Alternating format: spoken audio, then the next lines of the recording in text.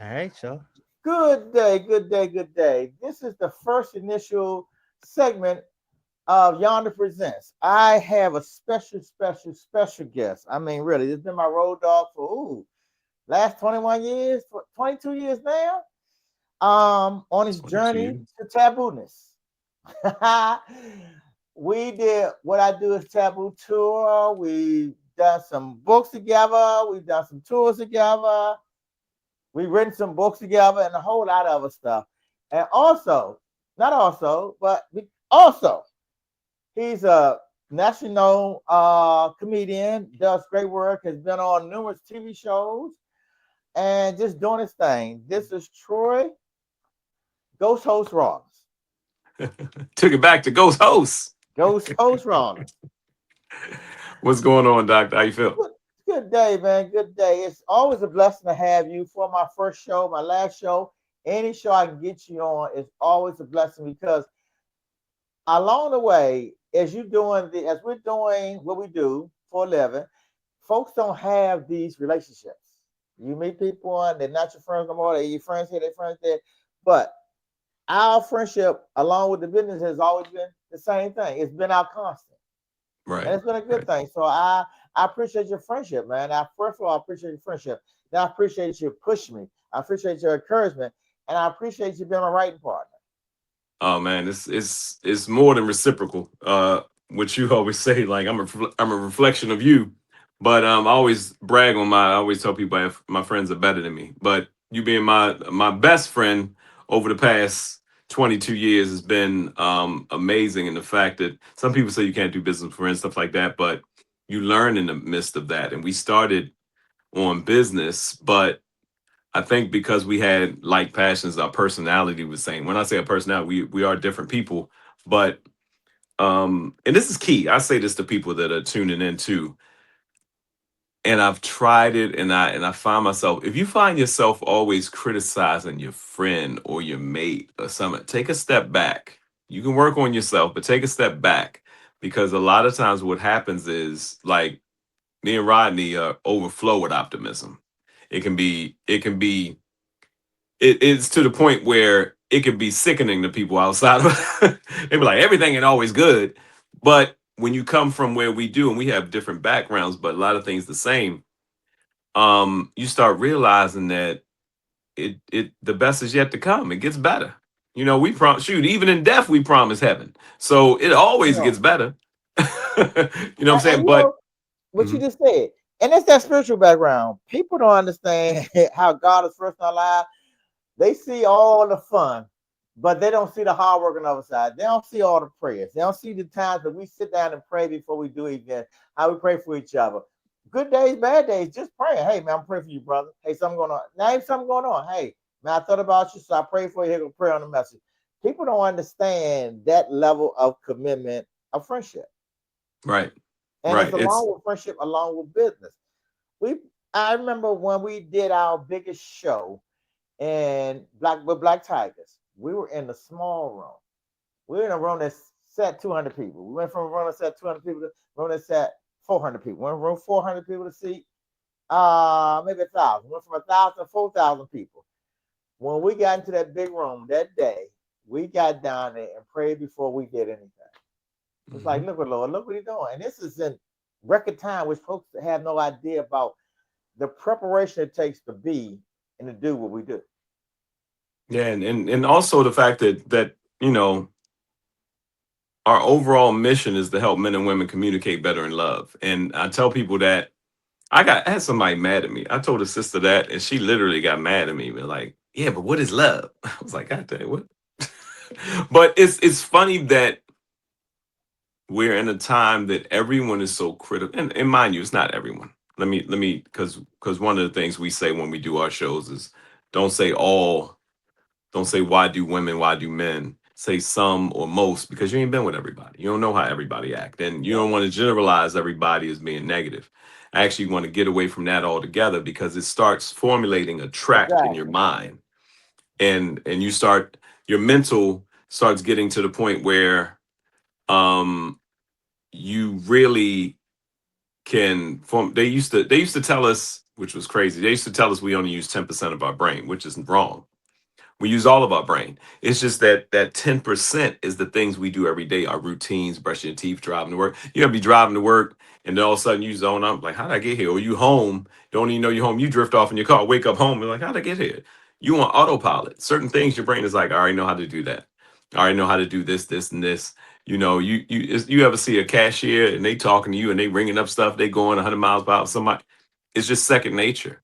But Right. when you are doing something different, when you're in love, when you speak it in the Holy Spirit, anything you do, they've noticed that the brain lights up in different areas when you try So something different, that is so when you're true. flowing in love, when you're working with somebody you don't know.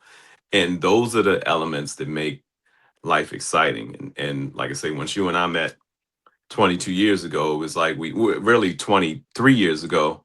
It was like a year or so before we talked, and then we reconnected when your book came out. So true. So true. And along the way, okay, yeah, we met a year before I even put the book out, and people don't realize the process of doing all this and having the right people in process. I'm gonna start mentoring a guy this month, and he was telling me about how much he paid for his editing, how much he paid for front cover, and he didn't know anything. And I said, hey, 23 years ago, I didn't know anything either. I said, but I had somebody with me. Once I got what I needed to get done, I gave the book to someone else, and they ran with me. They ain't just walked with me, they ran with me. They was like, hey, do this, do this, do this, do this, do this, do this. I said, and they understood this more than I understood. I said, that's the thing about it. He come up and said, man, I'm sorry I didn't do it. I said, I'm not sorry for anything I did along the way. I said, it was all a learning process. I said, but the thing about it now is you don't have to learn that way. I said, we came out before there was Amazon. People don't realize Amazon ain't always been around.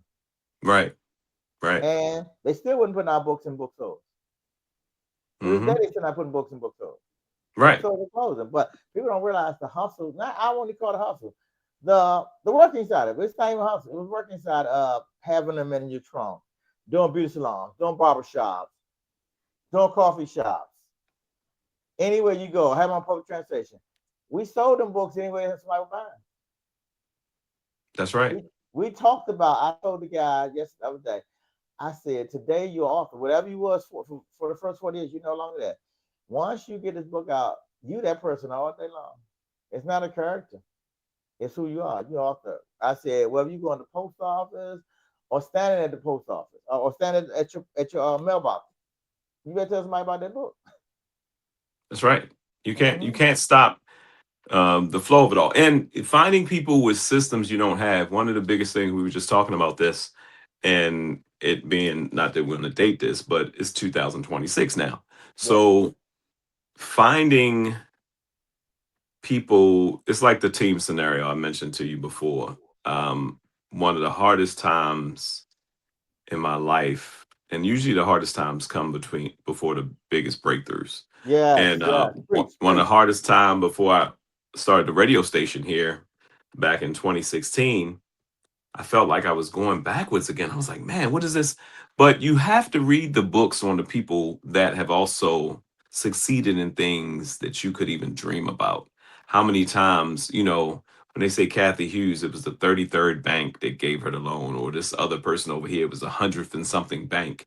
You know, a lot of us give up after the second, third, fifth, 10th try. You know what I'm saying? So I found myself going backwards again. It was like, what is going on? And actually, now that I'm saying it out loud, this is the first time I said it out loud and heard it like this. It's speaking to me. So it's like, it was one of those scenarios where all of a sudden, I'm like, man, yo, where the F is my team? And I was like, I grabbed a piece of paper and I was like, team, if I'm the point guard, who's on my team? Not even realizing the team is a four-letter word. So if you're the point guard, you don't need four more people. So Right. team, who is that top person? Who I got? And I start writing down the people that I gleaned from, maybe a little older, we're peers in certain space, but you're older, like my older brother, my older friend, and you have certain things that you've achieved that I want to have. I'm not never been married. I want a house. I want thing. Okay, Rodney. Okay, this guy over here. What am I gleaning? Who are my top people that I can glean from in my circle that I can look and say, okay, they're not only a mentor to me, but they have something I want to achieve. How did they do it? And asking the how is very important now in this season. Asking the how, you see friends and stuff that are driving a car, you like driving a house, and then yo, how are you doing this? How are you balancing this? Some people may have done it all their life. Some people are like, well, let me tell you something I learned. And most people are ready if you ask. You have not because you ask not. Who's the encouraging people? Who are the encouraging people? One thing about Yonder is that he is and he will encourage people. Drop one of my. He sent out text to everybody to encourage a group of people, 20 people at the same time. Um, I'm still encouragement. doing it. I just sent something to somebody the other day. I thought about them. When I send these spiritual stuff, I send a top floor too. I just think it's somebody on my mind and I send them something. Yeah, it's one of the things that keeps it genuine. I'm talking about the hardcore encourage. Girl, everybody be smoking crack in the alley. Get your butt out here. Dust yourself off. Come on, we got this. Encouraging people, you're encouraging squad. You can't really do too much wrong that they're not going to encourage you to get up. Hmm. And that's a powerful, I mean, not, you don't need friends. And let me tell some people, oh, you got friends that tell you the truth. Yeah, yeah. But truth without love and without kindness is a painful punch and a painful blow. It's not truth. Well, I'm gonna be blunt honest. Well, keep that. Right, right, right. Keep that because I need honesty and then I need a solution. So real encouragers have solutions that they bring in with them, you Hmm. know um not just ripping on you. They bring in solutions with them and they like, come on, get up. The action people, who are the people that roll up their sleeve? Okay, where you at? I can pick you up, or what you need me to grab. And then the action people, who are your action people? And where is the financing come from? Where's the money coming from? Where's the liquidity, the cash flow? Where is the capital to do what you have to do? Because you have to have capital from your job, OPM, other people who believe in you, um, having your credit and stuff established properly. Where's the money coming from? Sit down and do a realistic budget of what it takes to do what you need to do. And Yes. that team scenario is something that I kind of live by. And they say, and it really came from also the concept when people say, look at the five closest people to you, and you can determine your future.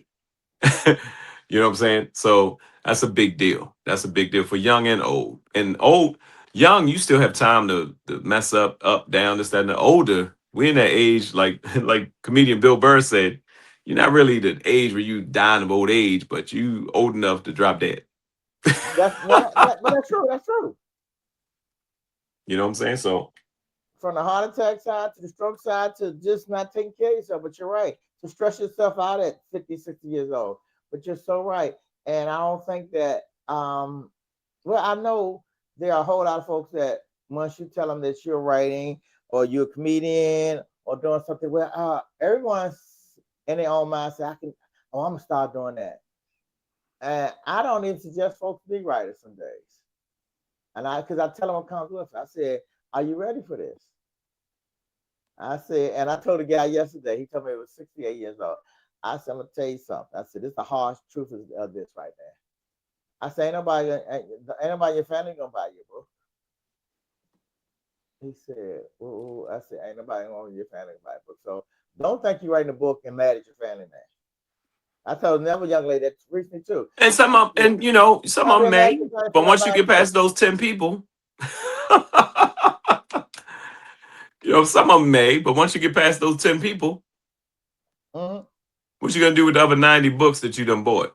And they not come to your events. I said, but you didn't write the book for them. I said, stop thinking that your family is your biggest fans. And something else, but in books they don't. I said, and I told him, he's like, for real? I said, dude. I told one young lady, said, man, stop being mad at your brother and sister. Mm, I said, what you mean? What you mm. mean? What you mean? I said, because they ain't buy your books. They wasn't reading before you wrote a book. They wasn't reading before you wrote a book. Let me tell you something. One of the, and I was talking to, who was I talking to? Was it me and you talking, or me and you talk every day? That's why sometimes I think every conversation came between us. Right, right. I said too, Troy. But, but everybody, all of you, the quickest, I don't care if I'm meeting a sister that I'm thinking about dating or I'm interested in. Everybody I meet, I'm trying to immediately get on a voice conversation and then immediately do a Zoom, Microsoft Teams, FaceTime, and meet in person. I'm trying to get as quickly to meeting the person in person as possible. That's where the magic happens. When we were doing, excuse me, when we were doing all the stuff we were doing with the tour, Mm-hmm. starting the Taboo Talk tour, and well, really, it was just a book tour at first, and it quickly turned into the Taboo Talk tour when we realized Yeah. that we need to give Yeah. people a chance to talk openly. Yes. And and uh and I'm excited that I'm about to bring um that on a regular basis to Cali, and God willing, we start kicking off from that the tour dates again. And it's key because you have to see people in person. Um Yes. Even therapists and people know that, even though you can tell a therapist and all that stuff and tell her and talk to them on the phone and on the Skype, getting out and touching people for the like the gentleman you mentioned that's looking to be an author, that's writing, any author that's out there that's listening to this.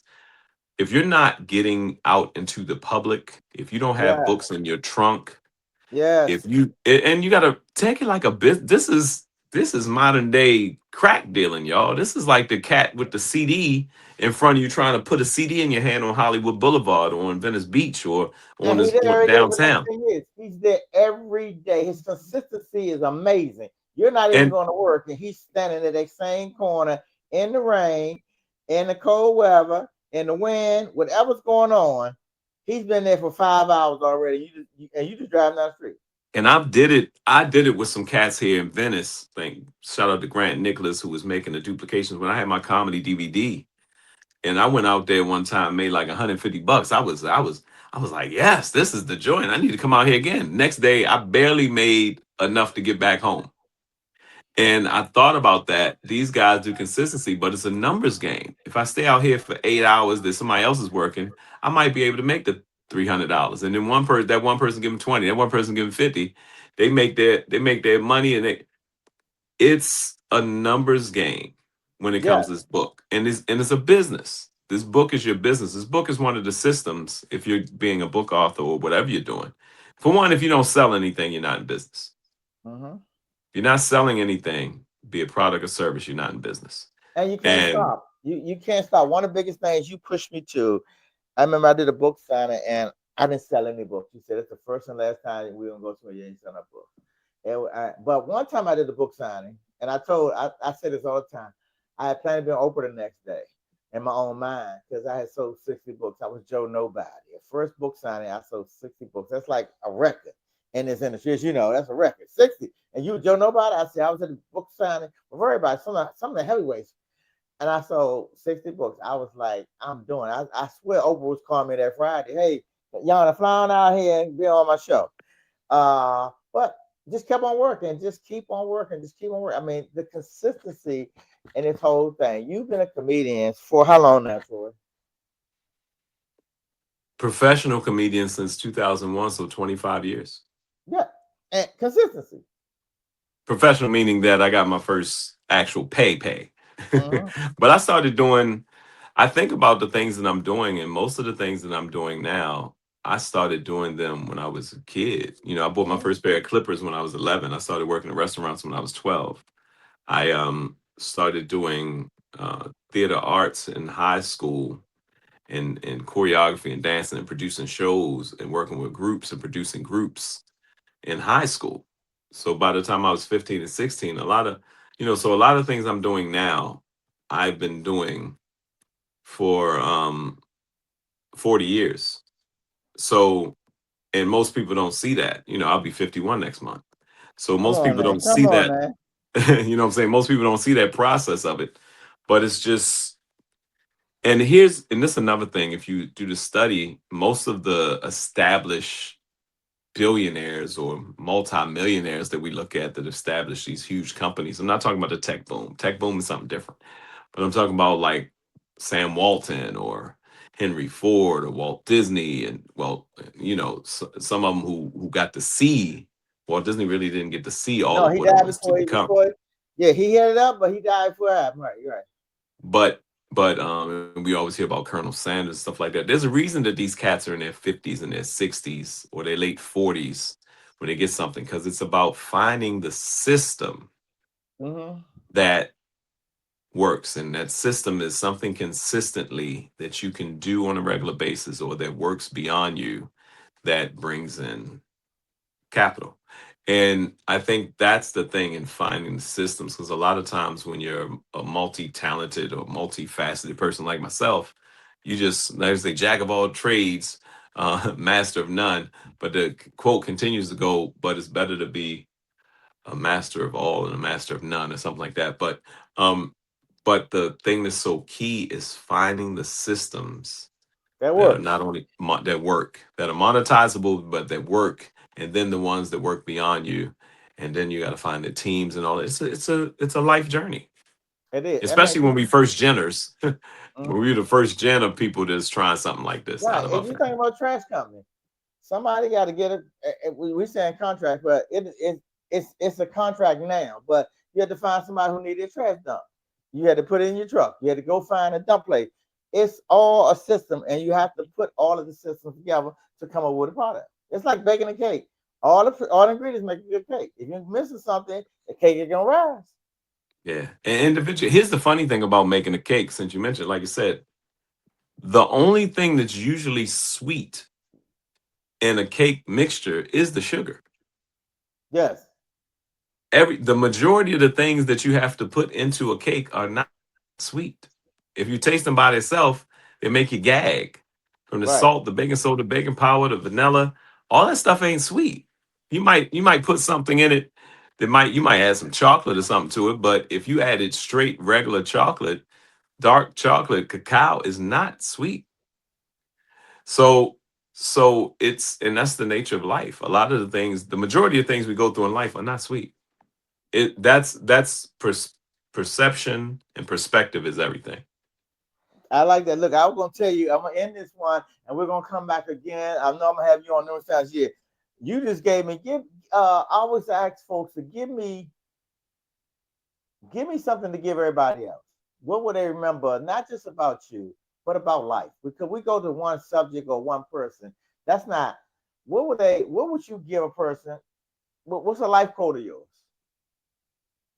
Life is long and beautiful. Amen.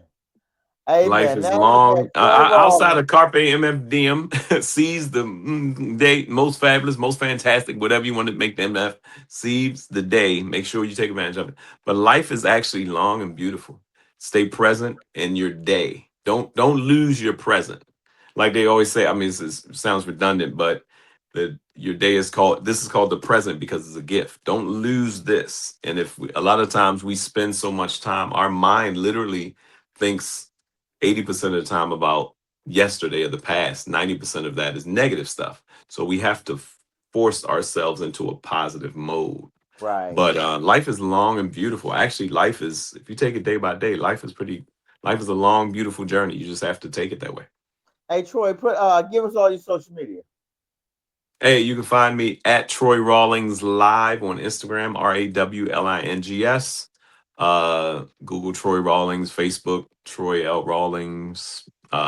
Anywhere you do your social media, I'm probably there, Troy Rawlings. LA Radio Now is the YouTube channel. LA Radio Now is the YouTube channel. And I also have Troy Rawlings too. So you can find me anywhere. And tell them what you're doing. Which I know you host numerous things and doing numerous comedy things in LA. Are you hosting something anytime soon? And I'm an author.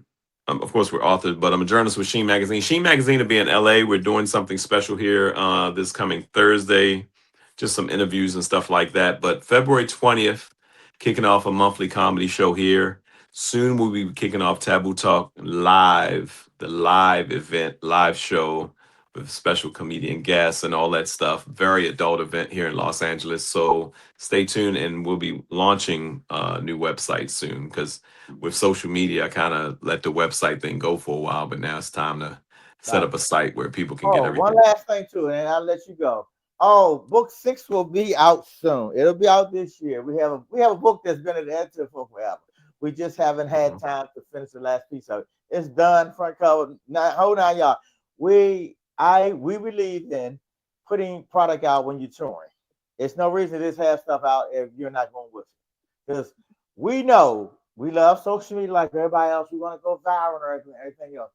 but something about the touching of folks, touching and agreeing, folks touch and agree with us. It's something about the live broadcast and the live book signing that does it for our people, That's and we right. appreciate that. That's right. That's right. So yes, look out for book 6 of What I Do Is Taboo. We have some other books coming out this year, and a lot of we have a lot of like How what to's. how to yeah, a lot of the nonfiction stuff will be out too because we got some things we need to put out as we're touring and speaking